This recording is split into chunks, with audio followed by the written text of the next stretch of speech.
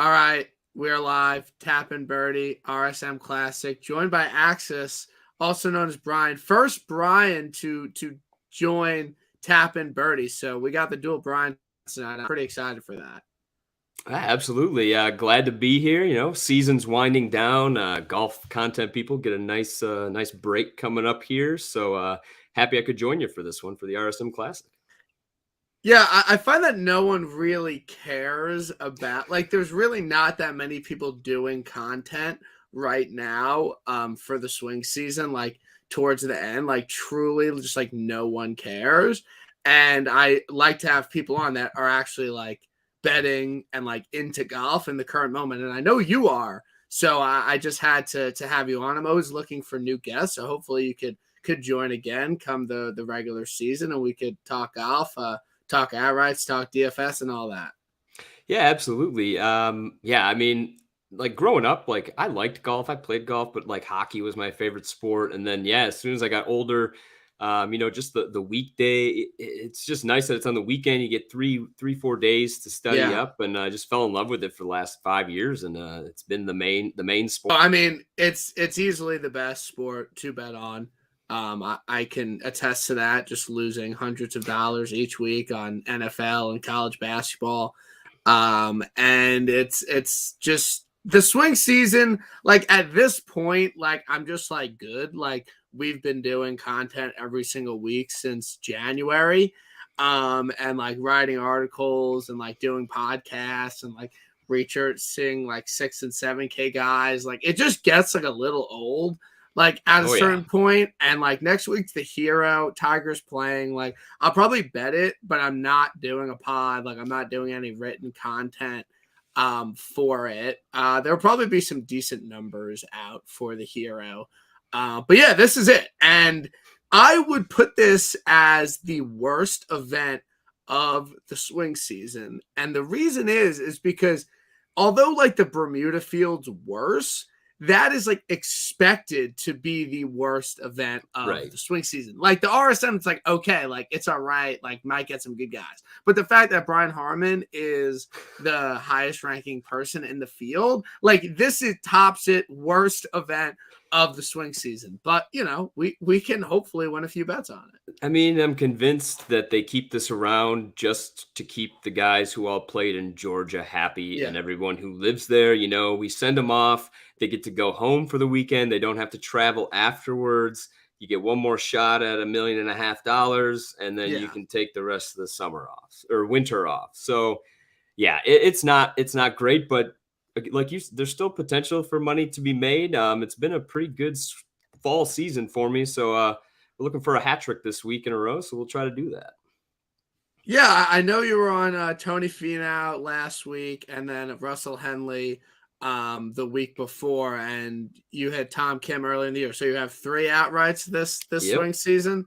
Okay, so I'm trying to catch you this week. I'm trying to hit One my of us. We third got to find one. this week, but those are like the most like least stressful Sundays you can have Dude. outright betting. Like you truly cannot have an easier sweat on Sunday No. 2 weeks in a row than Russell Henley and Tony Finau. 2 prolific winners, I will say. 2 people that just consistently win 24/7. They're always at the top of the leaderboards. But yeah, Tony Finau last week, like really dumb. Like I bet Tony Finau at Mayakoba, and I bet it just because he was 20-1 early. I Like had he him there shouldn't have too. been 20-1. And I was like, all right, like fuck it. Like I don't really like anyone else at the top. Like he's 20-1, he shouldn't be. And like later in the week, I even said on the pod, like I was like, yo, like I don't really like think this is like a particularly great course fit. Like I don't think like Tony Finau on like short positional golf courses, but I was just like, I bet guys because of their number was off and they won Yep. before, so like we'll just stick with it. He missed the cut. Like I'm not even like again, I'm not even joking. Like I did not know he missed the cut until like Saturday. Like I wasn't like tracking it. I wasn't like sweating Tony Finau like making the cut. Right. Like I knew he had no shot of winning, so I wasn't like upset at Tony. Like I wasn't like, oh, he burned me. Like every single week, we all bet multiple people that miss the cut, like or like It's don't 2 win. rounds. I mean, Yeah, like and it was with a great golfer, whatever. Yeah, things happen. and then I was kind of like, had my eyes set on like Aaron Wise. Like I just like was like, I think this is like a good spot for him. Like he was at a shitty number, but I was like, whatever. So like I kind of had my sights set on him like early in the week, and then I just bet him, and then I wasn't really like, okay, I'm gonna bet another guy at 20. But in hindsight, like Tony Finau was a way better course fit at the Houston Open than at Mayakoba. And like, I guess the lesson would be like, it's not always great to have your eyes like set on someone so early in the week. And you got to really think about, course fit and like, where is this guy better? And I know that his number like kind of like drifted and he probably closed at like 16, 18, whatever. But like there were some pretty like good numbers on him early in the week. And like that's usually what I'm betting. Yeah, like, I'm very into the betting market Monday morning. So like I just whiffed on it basically. I saw some 25s. I was able to grab an 18. I think the 25 was maybe at 365, which I don't have access to in Michigan. So yeah, I don't know. I was on him at Mayakoba. I was on him at Houston. I wasn't going to be on him this week before he withdrew, so that didn't really matter. But like, I will bet guys who don't fit the course per se. I don't love doing it, but just the way I run my numbers, every once in a while you catch a winner at a course where, yeah, sure, it doesn't necessarily play to their strengths, especially when they're a better golfer, like a Tony Finau, Rory's. Like you get in the top 20 golfers in the world, they can play anywhere. They have advantages, of course, at different courses, normally ones with length. But I will bet them, like Finau, Mayakoba. I would bet them here if the number was right. For him, it wasn't going to be right for me this week. But yeah, sometimes you make those bets though, and you're like, yeah, well, hindsight, like you said, Finau, Mayakoba. I mean, but Victor's won there. Like it was just like sometimes, like usually you land on one guy at the top, and unless you're like betting that in a bunch of bombs, like it doesn't really make sense. But yeah, probably betting Tony Finau over. I mean, betting Aaron Wise over Tony Finau is probably a minus EV play in the long run. At the same number, I think I'm officially out on Aaron Wise. Like me and my friend DG betting, we're just like we'll miss it. Like if he wins, like we'll be there. But I was also like I love the narratives. We got some this week. Like I was like guys that can't win that are on the Ryder Cup bubble. Like this is their week. Like Keegan Henley. And then it was Aaron Wise. Like it was like a perfect trio.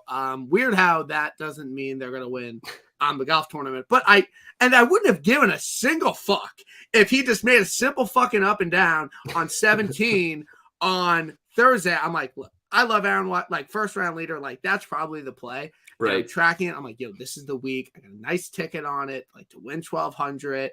Like he's doing it. He's at -5, par 5 coming up. He's like getting everything up and down all day. Like legitimately, like great short game. Simple chip, puts it well over the green, and then like fucking horseshoe lips out, and then Tony makes like a 30-footer on 9 to split it even more. So at least I got like $500 out of it. Like that will cover outrights for the week.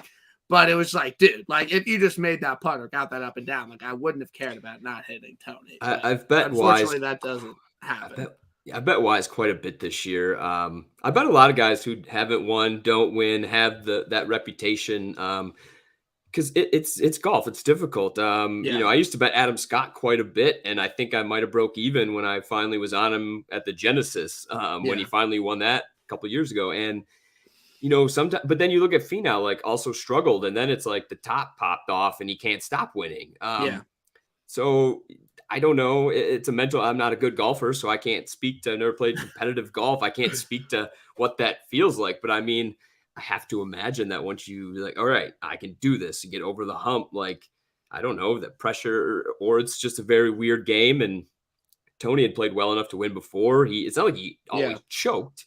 Sometimes you just got beat. I remember like pretty standard example of that was at the Genesis where he shot like a final round 64. What are you gonna do? And like loses in a playoff, but everyone remembers him missing a few putts down the stretch. But he really like he lost to Webb at Waste Management, and Webb made some So, but now it's like I like genuinely don't even know what his odds are going to look like going forward because like he shouldn't be in the 20s anymore. but I like don't think he he will be kind a of like lot. shouldn't have been like after his 2 wins. And I remember him being 20-1 like at the BMW. And like Yeah. and like even like couple like so I don't know if now books are finally going to adjust, but I would say I'm probably not going to hit an outright on Tony like again. Like I it's like the ship has sailed to like get like a 20 on Tony now. Like it's unless it's like a major Yep. or like a really good field, but like that was probably it for like catching a good number on Big Tone. Yeah, that felt good. I don't think I had been on any of his other victories. And Yeah. so, as somebody Yeah, it who was kind had, of tough to be on his ones over the summer. Like they just right, weren't really like they yeah, were the just back to super back, short. and Yeah, yeah, like back it to was, back it was second Detroit and week. Minnesota, I think. Yeah. Yeah, so So, but again, I like Tony obviously like this is a big season for him. Like I do think huge. that like the narrative like that No Laying Up talks about, and I know it's like half a bit, but like he does need like Northern Trust was, a quote unquote big dick win, but like he needs like a Genesis Farmers, like he need or major, like obviously like everyone would want to win a fucking major, but like Right. he needs like a big win this season. Like I really do think that that Yeah, would I mean, really you're solidify you're himself. you're now in the talk of one of the best golfers in the Yeah. world at this point in Yep. time. It's cool. You got your wins. So yeah, go get one of these. What are they called now? The special Yeah. PGA events, Elevated like you said, the events. Like elevated. the There you go. elevated Arnold events. Yeah. Palmer, whatever. Go take one of those. Yeah. Get yourself in contention on a Sunday at a major, and yeah, just keep progressing from there. So I'm excited for him.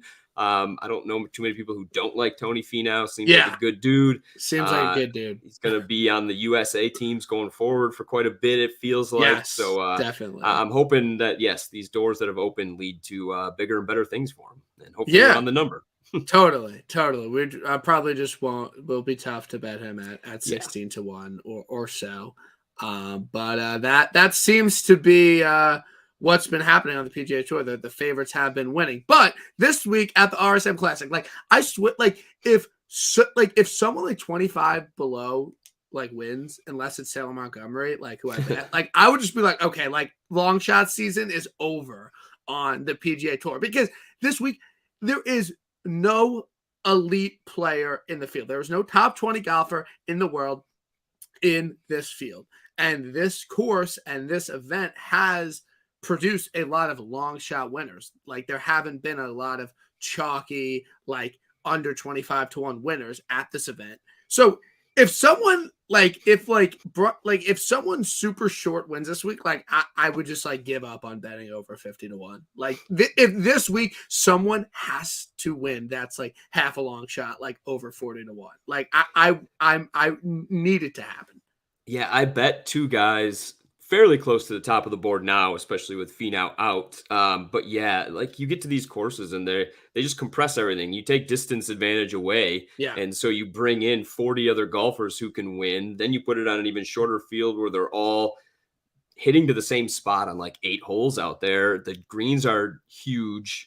Pretty much don't hit it out of bounds, and everyone's playing relatively the same like path. So it's hard to like necessarily pull away, and that just brings so many guys in. And you see the Rob Strebs come through out of nowhere, and he'd won it before, so maybe that's part of it. I don't know. But yeah, this week I did bet two guys near the top, but I would hope that maybe one of the longer shots, as long as I have them, takes it down. So in terms of like the course, in terms of the event, again, I think this kind of goes into the bucket that we think of a short positional birdie fest putting contest, Bermuda, like Southern course. That like this, like the Wyndham, the Sony, Mayakoba, like they're all kind of the same golfers tend to do well. Better putters tend to do well. Better wedge players tend to do well. Is that kind of what you're looking for this week in your golfers that you're wagering on? Yeah, and I went through the shot link data. I'm a nerd. I like to do that. And you only get it for Seaside. So I kind of ignore Yeah, Plantation. They play it it's once only out of the one four round, like rounds. whatever. Like Yeah. There's 8 holes where if you took it just the average driving distance, they're all under 270, 275. Only one of them is above 270 at 276. So there's 8 holes where pretty much most of the field, unless you're a very short driver, are clubbing down and just hitting it Yeah. out there 260, 265. So that is where the huge advantage that a lot of longer hitters have that just goes away. Like you're not going to gain zero point 0.6 strokes just off the tee alone this week. So yeah, I bumped up accuracy a little bit. It's a consistent stat for the most part. It's not the best, but I try to look at the weighted ones. And yeah, just keep it out of the penalty area, which there is trouble lurking here. But I mean, just you don't need necessarily be in the fairway, but just get it out there. And when guys are clubbing down, it's a lot easier to do. The driving accuracy rate here is around 70%, I believe. So yeah, I pretty much jacked that up. I brought distance down a little bit, of course. It's pretty standard model for me this week. I jacked approach up a little bit because there's a lot of shots inside of 150 here. Yeah. And then, yeah, cross your fingers that your guy hits those putts this week. Yeah, Joe Idoni tweeted this, and I think it's a fair take. Like Bermuda this time of year, like, and a lot of player quotes have like I've talked about this, that it's like a harder event to putt well at because it's a very different green surface than they're used to this time of the year. It's very like grainy Bermuda. And you look at who's played well here, and a lot of them are just really great putters. Mackenzie Hughes, great putter. He's won here, played really well here, solo second here last year.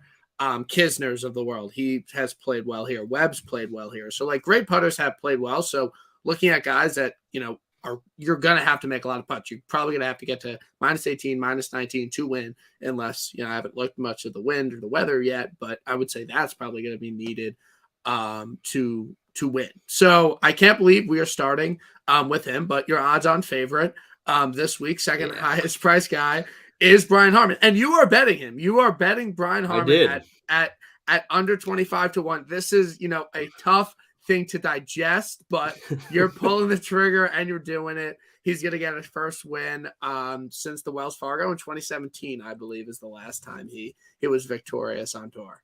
Yeah, so when I ran the numbers, I saw 25s out there once again at a book that I could not reach. I made him 16 to 1, and I was on him at Mayakoba as well, where he finished second. He's been playing very well this spring season.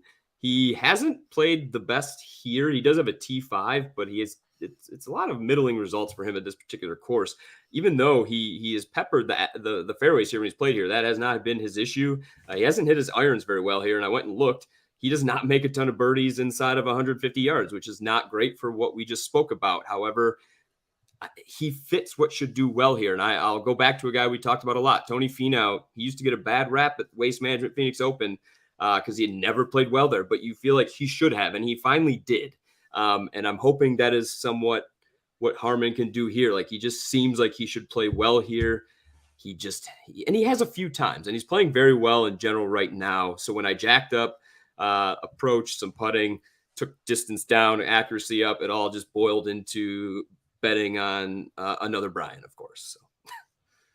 Love it. So we got the Bryans going this week. I can't get there. I'm not gonna do that. I'm good on that. I get it. Totally fine. Like, understand. But next guy you're betting, very popular play this week. I think Tom Hoge is a golfer that anytime we get to these shorter positional golf courses, people are going to want to play Tom Hoge. I think you get around 25 to 1 on him right now. The odds might have shifted.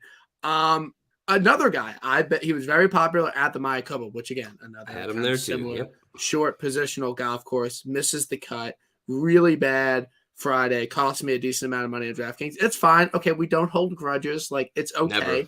But this is like anytime we get to these, like Tom Hoge he's like a top 5, wedge player on tour. He's one of the best iron players on tour. 4th here last year, gained 4.4 on approach. Some, miscuts mixed in there. Doesn't have the greatest results in the world. I can see why people are betting it. He's probably the guy that I have the most FOMO on that I'm not betting at the moment. I probably won't, but that I'm like, if he really plays well, like, I would be upset. But again, this means nothing. This truly means nothing. This is not a reason to bet or like bet on or like against the guy. I don't know if he has 2 wins in him in 1 year. Like, I don't know if he has that. It's I not don't. even the Yeah. miscut, but I don't think I'm going to get there this week. But you are on him. He's a very popular play. So what do you see in Hoagie this week? Again, it's the player profile. Like you mentioned, he won at Pebble. We saw him contend. He was in the good chunk of the wave at the Players until Yep. he reared that ugly head of his Yeah, putt. Like first round I, leader at the I Players. feel like I bet him quite a bit this year because every time I feel like I tune in, I'm like, oh, Hoagie might be teasing a little bit. I watch him miss a 4-footer. He is plagued by missing short putts. So he finished T4 here last year. I don't look into that too much, although it never hurts to like look at the guys you No, bet Hoagie played well here after. last year. Hoagie played Never well here hurts. last year. Yeah. It comes down to the putting, right? Like you mentioned, his irons Yeah. are the strongest suit of his game. Yeah. He's not normally very good off the tee, so that should be nullified a little bit here. I mean, the greens are huge, so hopefully he doesn't have to use his terrible around the green all that much. Even if he doesn't hit the ball close, hopefully he can just lag it up. But he's not the best putter, as I just spoke about either. Yeah. So I grabbed him at 28, and that was before Finau withdrew as well. So it'd be harder for me to get to Yeah. anything around 20 on him. But Yeah. again, sometimes when you're beholden to my numbers, sometimes you bet guys at these lower numbers on these type of weeks, and just plug your nose. Yeah, no, I'm very much of the camp of like in these events, like you should never be like, oh my god, I can't bet this at this number. Like it's all relative. Like it's a swing season Right. event. Like these numbers aren't even really that bad. Like when you think about it, and even like more down the board. Like I know these guys don't win, but like there's some good numbers out there on a lot of guys. So I really have no problem with either of those plays. The guy I'm betting, so this never works out well when a guy plays extremely well for a long period of time and you literally never bet him, never play him in DraftKings, and then you like hop on. Like it usually like doesn't work out. It worked out with Tom Hoagie. I never bet him in my whole life. Bet him at Pebble, he won. But I'm doing that to Taylor Montgomery this week at the RSM. I got a 30-1 on him. That might have dropped, but I think he's still like 25 and up. I think that's totally fine. Again, totally meaningless, random trend. But I do see a lot of similarities between him and Taylor Gooch last year. So Taylor Gooch was having a phenomenal swing season last year. He went fourth at the Fortinet, 11th at Shriners, fifth at CJ, 11th at Mayakoba. Then he had a middling result at the Houston Open where I think he was a popular play because he was top 5 the year before. Everyone bet him, and then people hopped off, and then he goes out and wins the RSM Classic. Taylor Montgomery is legitimately the same exact thing. Third at Sanderson, third at Fortinet, ninth at Sanderson, 15th at Shriners, 13th at CJ, 10th at Mayakoba, 57th at Houston. He's going to win the RSM Classic. That is how these things work. But regardless, you get with a guy like Taylor Montgomery, you do not have these ball striking stats to go off of because he's a great driver of the ball and he's a great putter of the ball. He's not a good iron player. Very much so like my golf game. Like I'm great off the tee. I'm a good putter, but like I just don't hit a lot of greens in regulation. But again, if I'm thinking that good putters have historically played very well here, no one has been better on the greens this year than Taylor Montgomery. He's just been really doing it with the flat stick and the driver. And outstanding. Again, you're going to have to make a lot of putts this week. You know, I don't think Houston was a great course fit for him. He's playing super well. I'll take a 28. I like him over the other guys. So I'm in on Taylor Montgomery this week. We'll go back to another thing. We got a lot of like name synergy going on, like 2 Bryans on TIB, like 2 Taylors, back-to-back winners. Like it's a thing. It could be a thing. So yeah, like half my Aaron Wise money. First round leader, just right on Taylor Montgomery. Someone I've literally never wagered a cent on, and has just been making people a lot of money. I have been betting Taylor Montgomery pretty much all fall season, and I didn't this week. I was so close. There's still time. Who knows? Just the adjustments brought him very close to the number that he was available at the time I made all my bets, and I really didn't go back and look at the board. But yeah, he puts the lights out. It's insane. I've made some money on him at least because I bet him a lot of T20s this fall too. He's been a great T20 play. Just absolute machine, and some huge comebacks on Sunday too. Like I'd look and be like, oh, he's T30, great, and then 9 under. Like yes. So that's been good. I didn't get there this week, and it didn't really bother me what he did last week. Like you said, it wasn't the best fit with his iron play, although he hit okay, but he did not drive the ball well. And he did not putt the ball well. The two things he does great. So if we're gonna look at Yeah. this, Like I want Taylor Montgomery on a piece of shit putting contest. right, Like I just again, it's a piece of shit putting contest this week. off the tee is normally pretty predictable. He had an off week, so you can normally count on that. Like he's not going to at least be out in Yeah. the wilderness, you would imagine, at this course. He'll be in the fairway with everybody else. Hopefully his short irons are better than his long irons. And yeah, the flat stick is what it is. And if he finds the magic again, he'll be right back inside the top 10 on Sunday. Yeah, so hopefully we'll get a winner. Probably not, but like whatever. We could be a little hopeful. But someone in this range, I usually don't do this on my pod. I usually don't like go out of my way to say I don't think someone's a good play, because it's hard enough to know if someone's a bad play, because usually it's hard enough to Right. kind of know if someone's a good play. So I think I'm going to fade Keith Mitchell this week. I don't think this is particularly a good course for Keith. I don't think this accentuates what he does well. Keith Mitchell plays his best golf on like long, difficult golf courses where he's like has a massive advantage with the driver. I don't really think he has that here. Like his best finishes are Honda, CJ Cup, Wells Fargo, 3M Open, like API a few times. Like that's just where I think he plays his best golf. He is playing super well. Not really super well. He had a good week last week, but again, that's a huge driver heavy, difficult golf course. So Keith Mitchell, 35, 40 to 1. Like, I'm good. I'm fading him. I usually don't have a lot of guys where I kind of like am just out on fading people, because you just kind of look like an idiot and it's hard enough to pick good plays. But I'm out on Keith Mitchell this week. No, He's a fade for me. I had him top 20 last week, so that was a nice Sunday because I had an outright on him as well.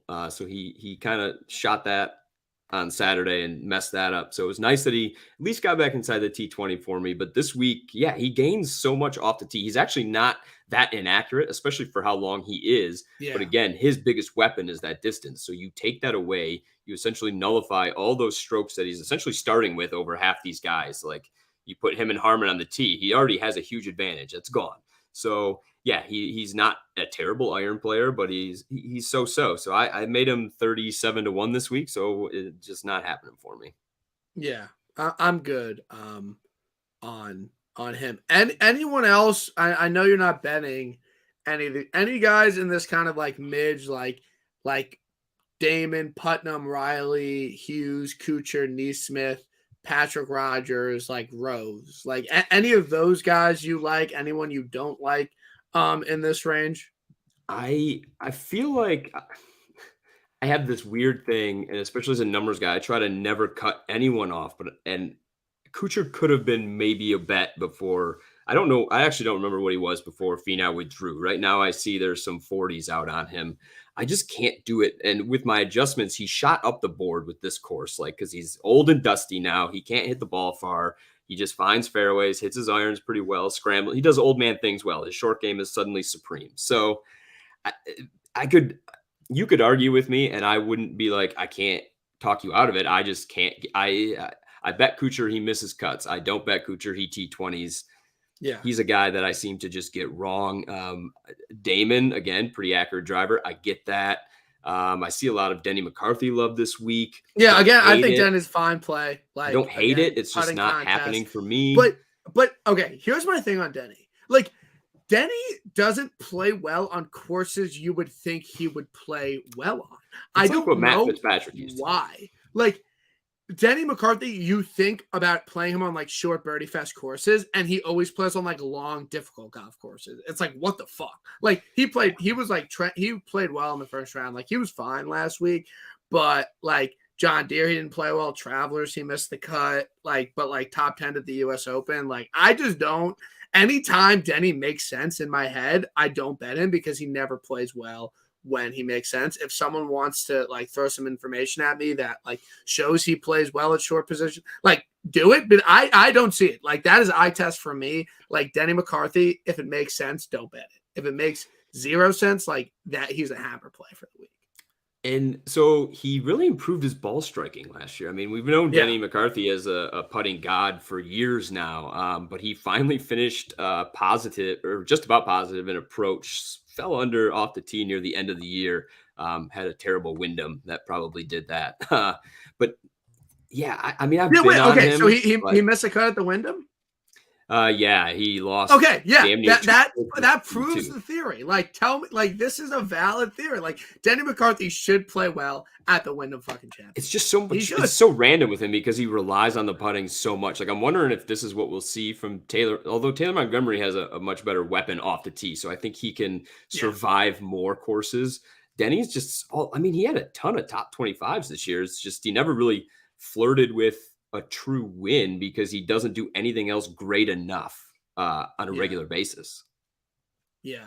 A guy I bet 50 to 1. That was like an early morning, Monday. Like DG was like he shouldn't be 50 to 1. I agreed. We bet it. I bet Mackenzie Hughes. I do not think Mackenzie Hughes is going to be a two-time winner this season. I don't think that, but I do think it's a good number, and I do think he will play well. I really love a top 10 on him. I really love a top 20 on him. I really like him in DraftKings. Like, I'm in a swing season one and done. Like, I'm in the top 10. Like, Tony withdrew. I wasn't really going to use him, but I need someone to Right. pick. I think I might go Mac Hughes because I just think that, again, he's the perfect example of great recent form, good course history. And like, I could just see him at the top of the leaderboard, obviously winning the Sanderson earlier this year. Again, a nice Bermuda track. 23rd at the Zozo, 16th at the Houston Open last week, putted really well. He's won here. He had a solo second here last year.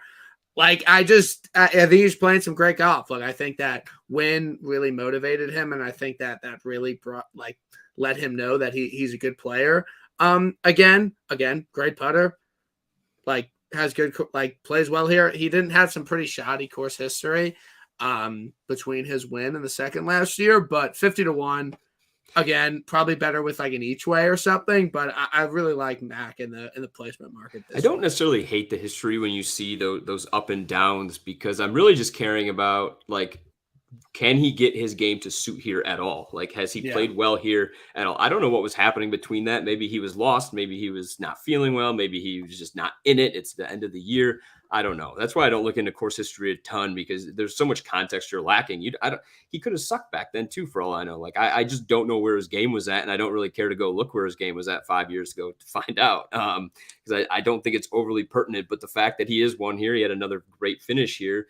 Like, he can play well here. Uh, he just did I think he did an interview. I wish I could source who I saw this from about trying to add distance. You yeah, can tell that he has this fall too. yeah. He's Um, yoked. He's Not that it's yoked. going to happen here, but again, like he's still grinding. He is still trying to truly improve.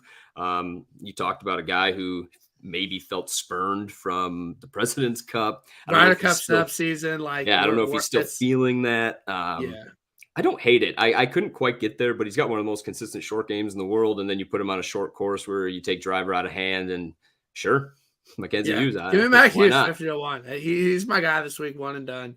Well, Bob, this is interesting to me. I there couldn't be more out of sight, out of mind, but this is like the least I've ever heard. Again, I think this might have to do with the fact that like no one gives a fuck about this event, and there's like literally like 20 people that are like actively like betting and like tweeting about it and shit. So like this week, like again, doesn't matter. But like just like thinking of like what is like the chalk play, like what is everyone doing? Like, it doesn't mean anything. Like Yeah. there's like 20 people that are like care about this event. Like it doesn't matter. However, like this is like the least like Webb and Kisner are probably ever talked about on this course. Like this is always a place where people just chalk up and like play those guys because they always play well. Webb played here last year. Kisner's won here. He's had some other good finishes here, but Kisner has not played since the President's Cup. I think that's a reason to probably fade him. And Webb had not had like a good finish in quite a long time. So I'm good on those two guys. It's just interesting because these are the places I think we have like the new short positional guys like Hoagie and Denny to play. We don't need the old guys Kisner and Webb anymore. It wouldn't shock me if they played well here. Like I'll put it that way. Yeah, But like those are two guys where even when it came to DFS, I normally just let them kick me in the teeth every year at this course because I'm like, yeah, no, I'm not doing it. I know I should, but I'm not doing it. And maybe they show up and they do it again, and it's in their backyard essentially. I mean, Webb is off in space. I don't know what's going on with Webb Simpson. He went from maybe he's just old now. It happens. That age hits you fast. I mean, he went from one of yeah, the best players in the world that that stretch between, was it 2019 and 2021 was absolutely insane. I don't know if he changed something or if he literally just woke up one day and was like, "Ooh, I'm sore, I'm old, I'm hurting." I don't Yeah. know. He's off in the wilderness. I would think I would put more faith in Kisner. Um, but yeah, neither of them do anything for me this week. Love it. Willie G, first round leader. We're one event removed from his last first round leader, so we could bet it again. He wasn't going to do it 2 weeks in a row, but the guy's just a first round leader machine. So Willie G, first round leader, easy play, easy game. Someone I'm betting, again, long shot. Like I don't know if they're going to win, but like I think they're going to play well. And you know, I this has kind of been brought up recently, but we've noticed, some of my friends and I have noticed that Bet Rivers, which I know you bet on, they are like a sharper book. And when they have good numbers on people, they never seem to play well. And when they have really low numbers on people, they tend to play really well. So I've just been looking again. It's not foolproof, but like just like look like Henley was 33-1 on Bet Rivers at the Mayakoba, and it was like 60-1 at other places. But he They opened at boosted. 55. I Yeah. got him at 55 on Rivers. So yeah, he got moved Oh, okay. quick. So you put like a grand on it, Yeah, and like it grand. No, just I shot wish I put a down. grand on him.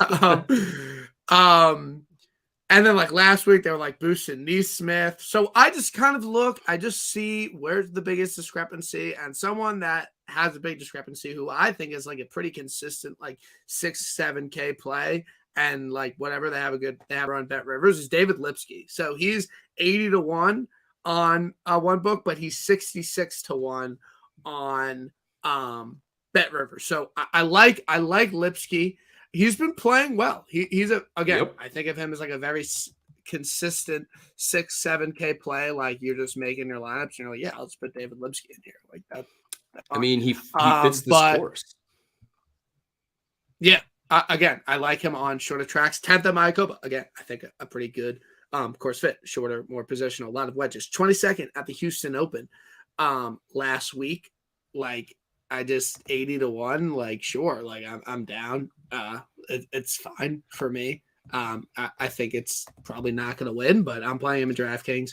And I think David Lipsky is a good play. And if Bet Rivers is telling me that he's a good play, then I'll bet it. Yeah, David Lipsky, he's on my short. I wrote down a few guys for DraftKings just for shits and giggles, and he's on the short list at 7,500. I did not get there on the wager, but again, I was just looking at his price. So yeah, I think his DK price. They must have pulled it from their own odds. I didn't really check and compare, but it stood out at the 7,500 for what he does well. Yeah. So I couldn't quite bet it, but yeah, I think DraftKings is a very fine place to take David. Yeah. Next guy you're betting, I agree with you. It's kind of a ridiculous number. Is JT Poston. I mean, this was a guy that, like played really well over the summer, and this is a place where you would, think to bet him, and now he's like 80, 100-1. Obviously there's some form that, kind of contributed to that, right. But you pull the trigger on Poston. Yeah, so I got him 90-1. I mainly wanted the each way on him. I thought it was very good value on the top 6 that Rivers was giving out. I don't mind the 90-1 either. I still had value on that number. And you think he is a Sea Island Mafia person. He lives down there. Like yeah. He has played awful here. I mean, he has not putt well here at all. Like it is insane when you look at his putting numbers. And I didn't let it stop me. I still bet it. He's hit his irons pretty well here. His driving is so. He cannot, I don't know, maybe it's that winter Bermuda that Joe was talking about. Even though you'd think he'd be used to it, it has been bad. He lost over, so it's only one round because he missed the cut all this time. So this is just the Seaside stats. He lost 2.6, 1.5, 2.5. He lost 4 strokes putting back in 2017 in one round here. I don't know. I bet the numbers. He seems like this would be a place. I jump on Poston. It feels like a couple times a year. Unfortunately, I was not on him at the John Deere when he managed to win. Yeah. So maybe we'll get there. I've been on him I mean, he's played well at the RBC Heritage, which is similar, but they're longer irons than more mid irons. Like that's the main difference, but it still chokes down Yeah. off the tee. Same general area. Yeah, hoping to get lucky. I'd be very happy with just the each way on that 90-1. Yeah, I've bet a lot of. I've never hit. No, I have. I have. I've never hit like a non-major each way. Like I think I hit like Zalatoris twice with an each way, but like I always like like again. I think that's another reason why Bet Rivers is like a super sharp book. It's like they're like the only ones that like bet each ways. Like they're like, come take the money. Like it's well, you think it's like, oh, like I like this guy. Like I bet a lot of people that finish in the top 10, and it's just like it's just hard. I don't know what No, I love the each it way. I is. mean, oh, those help pay the bills, especially hit quite a Yeah, few this fall too. It's been a very I kind of don't want the fall to end. It's been that yeah. like I mean I'm ready for it to end, but it's been quite profitable. So it's like, well, I could use a few more. The Euro Tour they play a little bit in Africa and Asia, so I'll get Yeah, on we'll it. talk some Euro Tour. We got a big event, which it's like again, it's like its own little like it seems like poor planning for the like there is again that no one cares about the RSM. Like I don't does anyone like care about like the tour championship for the DP World Tour? Like I haven't heard like No, anything about it. Like and it's just like kind of odd. Like I don't like again, it's not like oh like people in Europe like they obviously care about it, but like I don't think they're much different than like the sickos that are betting the right. RSM. Like it just seems like I don't know why they wait this long. I don't know. It doesn't make sense to me. I'll ask Tom Jacobs about it, but it I just love the European Tour, and I do a disservice to it as well because, but I talk about the PGA Tour. That's mostly what people want to hear about. yeah, I follow the DP World Tour almost as closely though. Like I love everything about it. It's funky, it's weird, it's full of golfers trying to make it. So weird shit happens every Sunday. Guys are vomiting all over themselves. Like they're not. I mean, that's why they're on the European Tour for the most part, right? Like most of the great European Tour players eventually find their way across the pond onto the PGA Tour. So it's a bunch of guys just battling, grinding it out. And then, yeah, this time of year, you get some events where they float over, and then you get the DP World Tour Championship, where probably one of the guys in the top 8 who are here will win. That tends to be what happens at this event. But it should be good viewing in the morning. I mean, there's big names for you to tune in yeah, and check out. I mean, Rory Hovland's over there, Fleetwood's still there, Lowry, yeah. I like Rahm. Ryan Fox first round leader. I don't hate it. I mean, this Ryan course Fox plays into first that. round leader like lock this week. Again, I'll a tell you guy on that that. I'm always like oh like yeah I should bet like I'm always like oh I should bet Ryan Fox first round leader and then he does it and I'm like I should have bet it and then I bet it and it's not going to happen. But it is a it Man, is a it is a plus EV move to bet Ryan Fox first he has round been leader. so good this year. It's insane. Like Yeah. again, comparatively to what he's been Could he playing, win this event? There's no like starting strokes. It's just like a straight up, straight like up. it's just a I'd be straight up event. surprised if he won this. Like it's just Okay. so dominated by the McElroys, the Rahms, the Is Fitzpatricks. it a course where like length off the tee is huge? Uh not no, but good driving in general. So guys like Okay. Rory who do both, Fitzpatrick, Yeah. Hovland's, Rahm, like it plays into so accurate. You don't need to be a bomber, although it helps.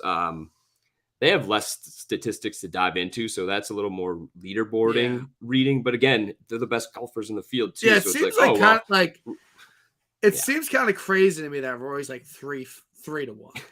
yeah. Like that, like I it's mean, I like made him 4-1, so I wasn't like wildly off. He is.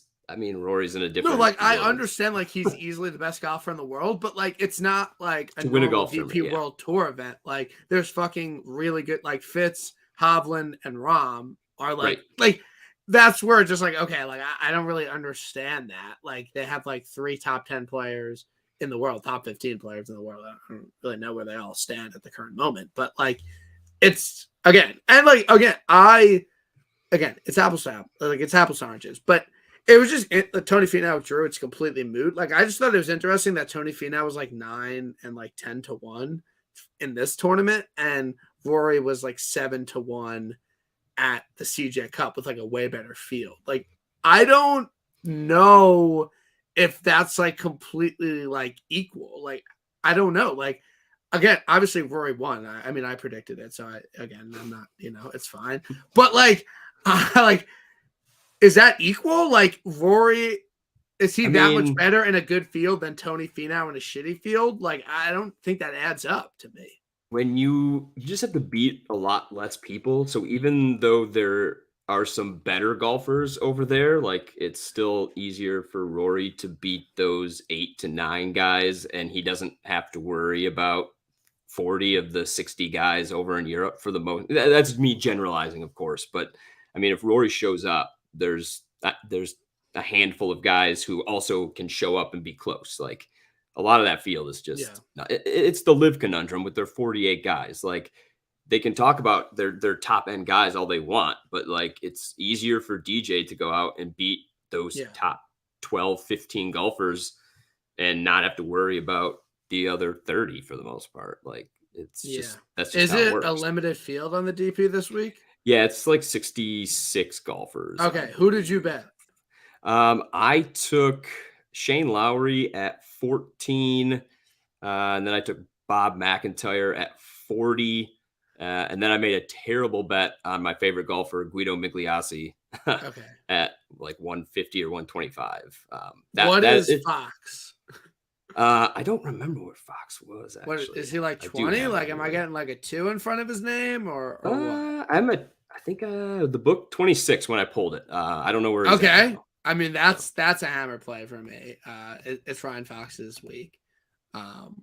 Yeah, I mean, I don't make. Wait, am I missing something?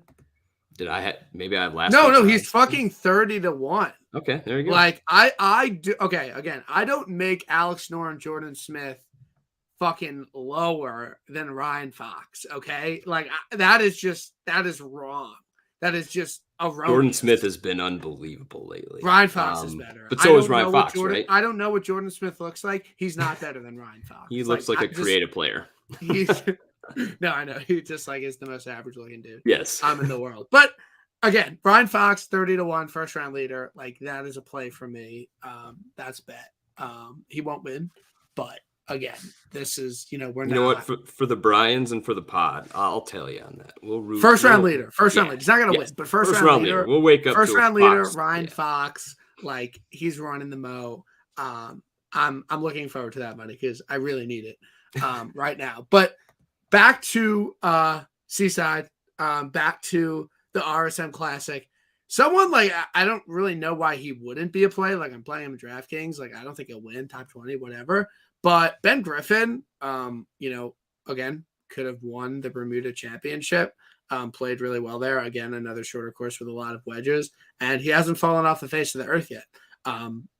Bad result at the Mayakoba, but he still made the cut. And then 16th last week at the Houston Open, gained across the board, gained 4.6 putting. Going to need to do that this week. 100-1. Like again, I don't know if he's going to win, but I think it's a good play, and I'm betting a lot of long shots. Like I think he checks a lot of boxes. I don't hate it. I didn't know what to do with Ben Griffin. I'm going to be quite honest with you. Like I looked at that number, I had the same feeling. I just didn't. Again, some of these Corn Ferry Tour guys, we're only getting what I think I only have like 25 or 26 strokes gain categories rounds for Ben Griffin. So like I think I can make an okay profile off of that. I'm not gonna lie, I was tempted. I didn't know what to do. If Ben Griffin were to like show up and somehow win this, I feel like that would feel like a gut punch to me. Like he was maybe a coin flip of like, do I just do it? Because I don't know if I trust my number on Ben Griffin. Yeah, I mean he's only, he's 100-1. It's only like right. It's not the end of the world to probably toss a little toss. FOMO money on there, but a little. But again, so many just name things. You're betting Ben Taylor. Again, I do not know what this guy looks like. I don't know who Ben Taylor. Like I know a lot of players. I don't know who Ben Taylor looks like, to be quite honest with you. Okay, but you're betting him this week, so you have to have some confidence in him. Yeah. Again, though, he's one of those KFT guys where I guess I trusted my number a little more on him, but it was a bigger number. I got Ben Taylor at 150-1. This was me chasing the each ways through the simulations, just getting that extra place with the 6th on Bet Rivers. He showed up. He had quite a few top 5s in the Corn Ferry Tour, which again, I'm reading into stats I would normally never do on a PGA Tour, but like he was getting there. He was getting near the finish line. This field isn't a world beater field, as we've discussed multiple times. He finished 3rd last week. Maybe that course suits him a little better. But again, it was more kind of like you just spoke about with Ben Griffin at 100. At 150, I was like, you know what? Even if I'm a little off on the profile, the baseline could be good enough for what I've seen for the PGA going back into KFT. So that's Yeah. what led to that one. Last guy, we got one more guy. Well, last guy I want to talk about. Someone I'm betting. I should bet with the each way. He's 170 to 1. So I usually like to win like 3,500 on outright. So I usually like bet that, but I don't like. It's not like a full like system. But there's a 170 to 1 on John Huh on FanDuel, and like I'm not gonna like deposit like $20, so I like just deposited like 30. It's like to win like $5,000. So like that's like a major ticket for me. So we got a ticket to win $5,000 on John Hutt, 170 to 1. I love this play. Like I don't, this number's off. Like this is just straight up off. But this is a guy who like just plays really well on shorter positional courses. I think a lot of people remember him from his second place finish at the Wyndham, where he just played really, really well. And then played well at Mayakoba, 27th. Again, he's going to have a lot of miscuts. The numbers are red right now, like 100%. But a guy that, I mean, that's why he's and this is the other thing, right? He's 170, but he also like has like some of the highest total strokes gained at the RSM. 12th last year, 12th in 2020, miscut 37th, 27th, 9th, 48th.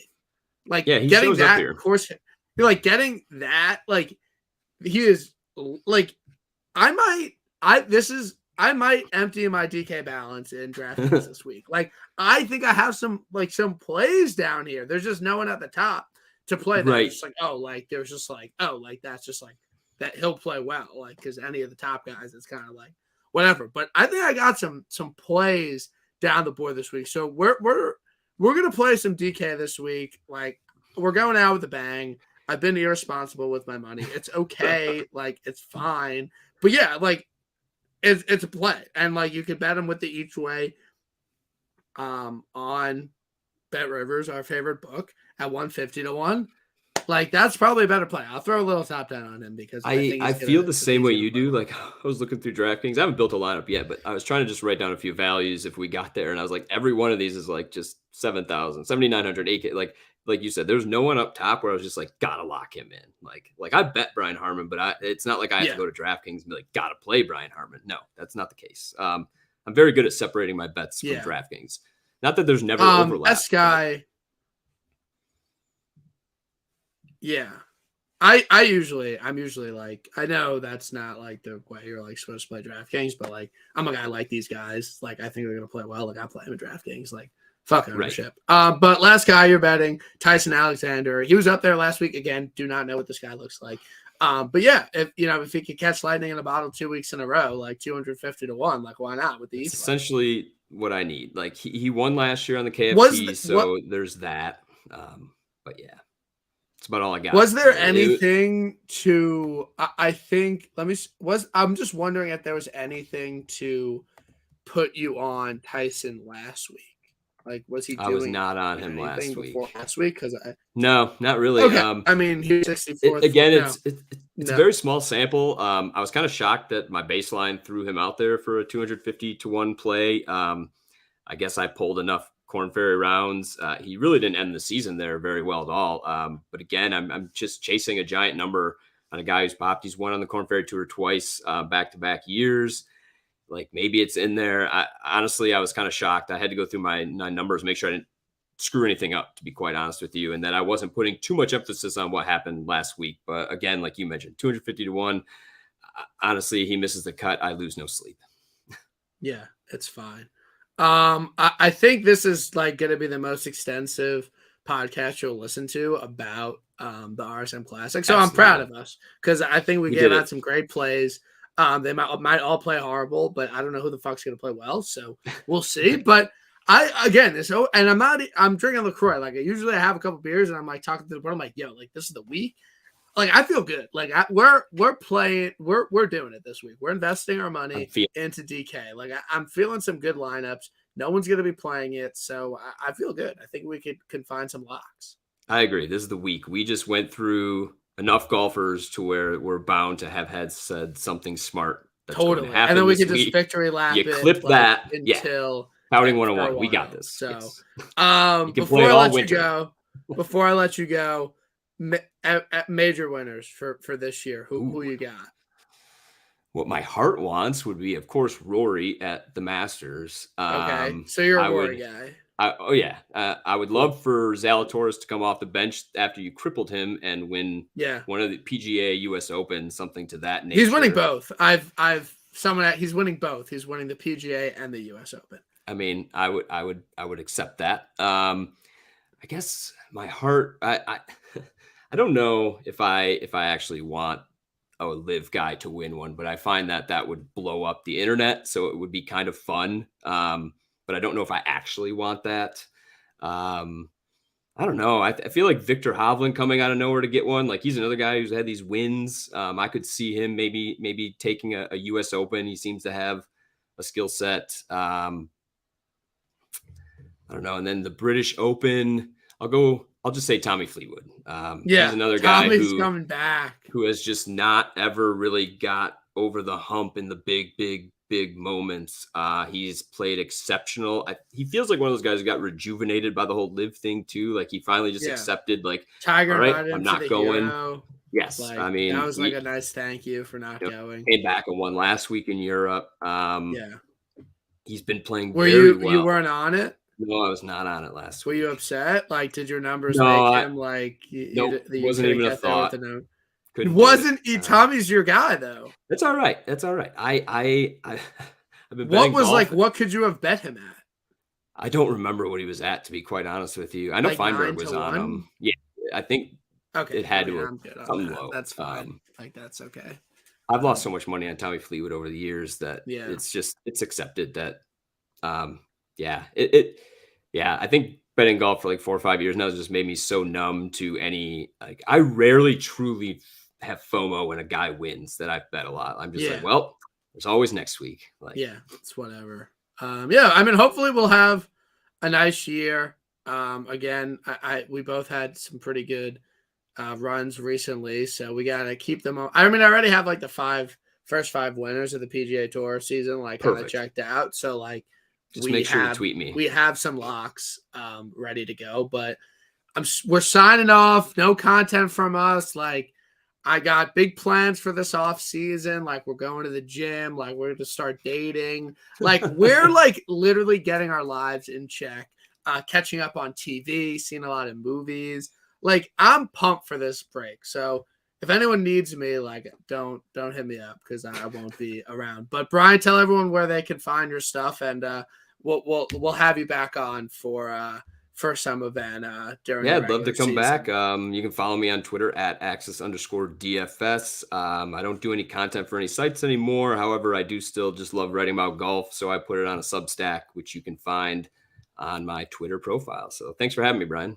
Sweet. All right. We'll see everyone for the TOC. Sanjay M is your winner. It's done. They already played the tournament. Sanjay M Lock is it in. winning TOC. We will see you in a couple months.